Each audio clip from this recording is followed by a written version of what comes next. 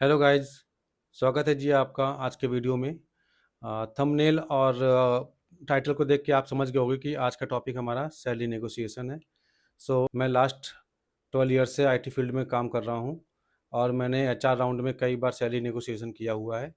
मैं अपना जो एक्सपीरियंस है वो मैं आपके साथ शेयर करूँगा। सैलरी नेगोशिएशन काफ़ी ज़्यादा ट्रिकी होता है और कई बार लोगों को बहुत कन्फ्यूजन होता है कि इसमें मुझे क्या डिस्कस करना चाहिए या कैसे मैं ज़्यादा सैलरी हाइक ले सकता हूँ इस राउंड में।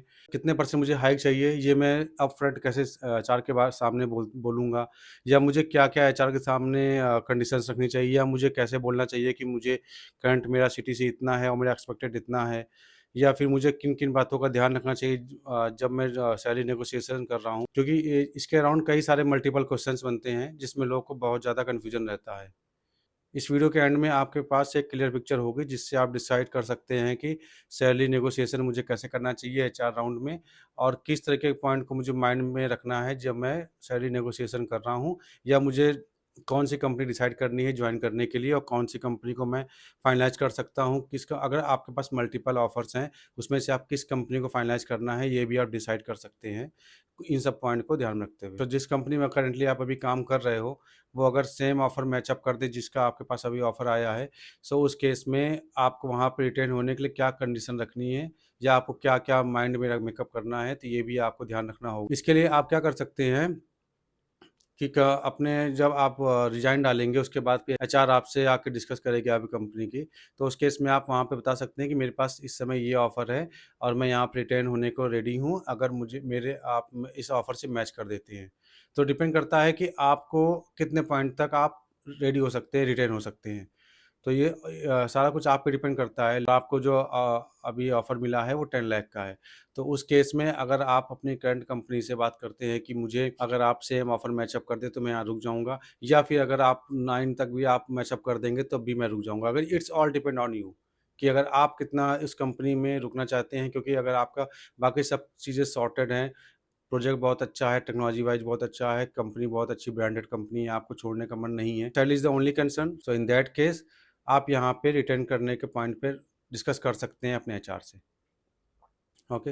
एंड अगर आपको केवल सैलरी ही कंसर्न नहीं है स्विच करने का, कुछ और भी चीज़ें हैं, कुछ और पॉइंट लेट्स से आपकी जो प्रोजेक्ट है वो ओल्ड आउटडेटेड कम टेक्नोलॉजी का है, या फिर और भी कुछ पर्सनल रीज़न हो सकते हैं। सो उस केस में अगर आपके पास ऑफ़र आ गया है किसी दूसरी कंपनी का, इस केस में अगर आपके पास ऑफ़र है, तो वहाँ पर पे या आपने कहीं दूसरे और बाहर इंटरव्यू दिया, आपका एचआर राउंड होने वाला है। सो अभी आप ये डायरेक्ट नहीं बोल सकते कि मेरा करंट ऑफ़र जो है 5 लाख का है और मुझे 15 का ऑफ़र चाहिए, ऐसा नहीं बोलना चाहिए। इसके अपोज़िट आपको ये बोलना चाहिए कि मेरा करंट सीटीसी 5 लाख का है और मुझे आप परसेंटेज में कह सकते हैं इंक्रीमेंट, आप जो भी बोलेंगे हाइक मुझे चाहिए तो वो परसेंटेज में आप बोलिए। सो 30% डिफ़ॉल्ट होता है, आप 40% 50% आप जितना भी आपको चाहिए आप वो परसेंटेज में बोलिए। लेट्स से आपके पास सभी मल्टीपल ऑफ़र्स हैं, ओके, सो उसमें से आपको फाइनलाइज़ करना है कि किस कंपनी में मुझे जाना चाहिए, या उनमें से मुझे फाइनलाइज़ करना है कि कौन-सी कंपनी मेरे लिए बेटर है, सूट करती है मेरे इस इतने एक्सपीरियंस पे या मेरे करियर के लिए। सो उस केस के में आपको फर्स्ट क्या करना है कि कंपनी का बैकग्राउंड चेक करना है। कि कंपनी जिस कंपनी का मुझे ऑफ़र मिला है, वो कंपनी कैसी है? तो उसको आप कैसे चेक करेंगे? सो आप ग्लासडोर में जाकर के वो कंपनी के रिव्यू चेक कर सकते हैं, वहाँ पे एम्प्लॉयी ने भी रिव्यू डाले होते हैं, और वर्क लाइफ बैलेंस और सैलरी मल्टीपल टाइप्स की कैटेगरी होती है वहाँ पे, उनमें हर एक के अकॉर्डिंग कैटेगरी के अकॉर्डिंग वहाँ पे रिव्यूज़ होते हैं। आप वहाँ से कन्फर्म कर सकते हैं कंपनी कैसी है, आप उसकी कंपनी के बारे में विकिपीडिया में अगर अवेलेबल है तो वहाँ चेक कर सकते हैं, उसकी हिस्ट्री चेक कर सकते हैं, कंपनी की ब्रांड वैल्यू कैसी है, कंपनी मार्केट में उसको लोग जानते ही नहीं जानते हैं उसके, सो आप यहाँ पे हर चीज़ कंपनी के बारे में बैकग्राउंड चेक करें, उसके बाद ही आप उस कंपनी को जॉइन करें। ओके। एंड सेकंड चीज़, आपको लिंक्डइन में जाकर के उस कंपनी के एम्प्लॉयी से भी डिस्कस कर सकते हैं, वहाँ पे भी बात कर सकते हैं कि कंपनी का वर्क कल्चर कैसा है और वर्क लाइफ बैलेंस कैसा है, and work life balance is all depends on your project. So ये ऐसा नहीं कि ये किसी एम्प्लॉयी का वर्क लाइफ बैलेंस बहुत अच्छा है या बहुत ख़राब है तो आपका भी वैसा ही होगा, ऐसा नहीं है। क्योंकि ये सारी पॉसिबिलिटी आपके प्रोजेक्ट पे डिपेंड करती है कि उसकी प्रोजेक्ट की डेडलाइन कैसी है, वहाँ पे वर्क कैसा है, ऐसा तो नहीं काफ़ी हेक्टिक वर्क है। तो ये आपको किसी एम्प्लॉयी से बात करके नहीं पता लगेगा, अनटिल अनलेस अगर उस सेम प्रोजेक्ट का आपको एम्प्लॉयी मिल जाता है तो बात अलग है। नहीं तो आप किसी से कंपैरिज़न नहीं कर सकते कि वहाँ पे वर्क लाइफ बैलेंस उसका ऐसा है तो मेरा भी सेम ही होगा। उसके अलावा और अदर एस्पेक्ट में और बाकी चीज़ें आप डिस्कस कर सकते हैं। कंपनी का जो कल्चर कैसा है, वहाँ की कंपनी की पॉलिसीज़ कैसी हैं, वहाँ के कंपनी में मैनेजर्स कैसे हैं, वहाँ के जो एम्प्लॉयी हैं वो कैसा बिहेव करते हैं। सो ये चीज़ें आप लिंक्डइन में जाकर के कंपनी के बारे में डिस्कस कर सकते हैं। ओके एंड आपको एचआर राउंड में जब भी आप डिस्कस करेंगे एचआर से तो वहाँ पे आपको क्लियरली पूछना चाहिए एचआर से कि जो ये हायरिंग हो रही है ये बेंच हायरिंग है या मुझे डायरेक्ट क्लाइंट के लिए हायर किया जा रहा है।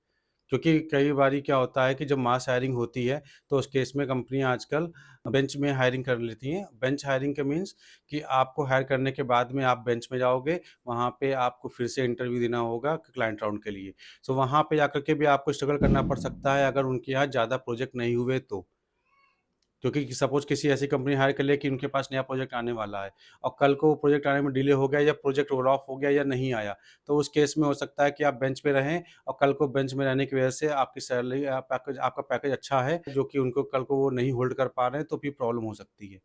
तो ये भी एक है और अंदर जाके भी आपको स्ट्रगल करना पड़ सकता है प्रोजेक्ट के लिए। बेटर सॉल्यूशन ये है कि आप डायरेक्ट प्रोजेक्ट राउंड पहले ही दे दें जॉइन करने के पहले ही या क्लाइंट के लिए ही डायरेक्ट हायर हो, बेंच हायरिंग के लिए आप हायर ना हो। आप ये पहले फाइनलाइज़ कर सकते हैं, आप एचआर से क्लियरली पूछ सकते हैं। एंड सेकंड चीज़ आप ये पूछ सकते हैं कि अदर बेनिफिट्स कंपनी क्या ऑफ़र कर रही है, यानी कंपनी क्या-क्या पर्क्स आपको प्रोवाइड कर रही है, जिससे ये भी एक डिसाइडिंग फैक्टर हो जाएगा कि आपको लेट्स से आपको उसमें अ, आपको health insurance, term insurance, other other types के पर्क्स प्रोवाइड करती है, मल्टीपल थिंग्स प्रोवाइड करती है कंपनी। तो वो पर्क्स आपके सूटेबल है कि नहीं या आपको क्या बेनिफिट मिल रहा है उसमें। तो ये भी आप डिसाइडिंग फैक्टर हो सकता है आपका। कंपनी को फाइनलाइज़ करने के पहले आप ये भी चेक कर सकते हैं कि कंपनी की ब्रांड वैल्यू कैसी है। ओके, सो ब्रांड वैल्यू बहुत ज़्यादा मैटर करती है। आपके पास सपोज़ अभी मल्टीपल आपके पास ऑफ़र लेटर हैं, उसमें से आपको कंपनी डिसाइड करनी कौन सी जॉइन करनी है। तो उस केस में कंपनी की ब्रांड वैल्यू भी बहुत मैटर करती है, क्योंकि अगर सपोज़ आपने किसी छोटी कंपनी का आपने ट्राई किया कि चलिए मैं एक छोटी कंपनी से अच्छा पैकेज मिला है, मैं यहाँ जॉइन कर लेता हूँ। तो उस केस में आपको प्रॉब्लम हो सकती है क्योंकि आपको पता नहीं कि इसकी ब्रांड वैल्यू सपोज़ अभी कोई स्मॉल कंपनी है, आपको अच्छा पैकेज आपको सपोज़ 10 का अभी करंट सीटीसी 10 का है, आपको 40 लाख का आपको ऑफ़र दे दिया उसने। क्योंकि वहाँ पे अपॉर्च्युनिटी थी, आपको लगा ठीक है अच्छी कंपनी में जॉइन कर लेता हूँ। लेकिन कल को क्या पता प्रोजेक्ट रोल ऑफ हो जाए या कुछ भी प्रॉब्लम हो सकती है, उसमें छोटी कंपनी उसके पास होल्डिंग पावर उतनी नहीं हो सकती, उसके पास बेंच साइज़ छोटा हो सकता है, वो आपको ज़्यादा दिन तक होल्ड भी नहीं कर पाएँगे या कभी मार्केट में अनसर्टेनिटी आ गई तो उस केस में भी आपको फायरिंग के होने चांस हो सकते हैं या लेइंग ऑफ हो कर स्टार्ट कर सकते हैं और आपका पैकेज ज़्यादा है तो वो सबसे पहले आपको ही फायर करेंगे।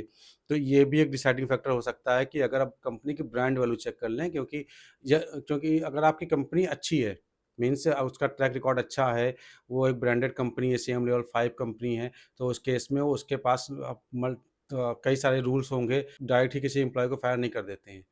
उनके मल्टीपल अकाउंट्स होते हैं, कई सारे प्रोजेक्ट होते हैं, तो आपको उसमें किसी और अकाउंट में वो शिफ्ट कर देंगे। आपके पास चांसेस रहेंगे इंटरव्यू देने के इंटरनल प्रोजेक्ट के लिए। लेकिन अगर आपके पास किसी आपने किसी छोटी कंपनी में अगर जॉइन कर लिया है, तो वहाँ पे आपके पास काफ़ी ज़्यादा रिस्क बढ़ जाता है क्योंकि आपको नहीं पता कि वहाँ अदर दूसरे प्रोजेक्ट्स में वैकेंसी है या नहीं है या आपको वो बेंच साइज़ भी इतना छोटा है कि वहाँ पे आपको होल्ड नहीं कर पाएँगे क्योंकि आपकी सैलरी पहले से ही काफ़ी ज़्यादा है।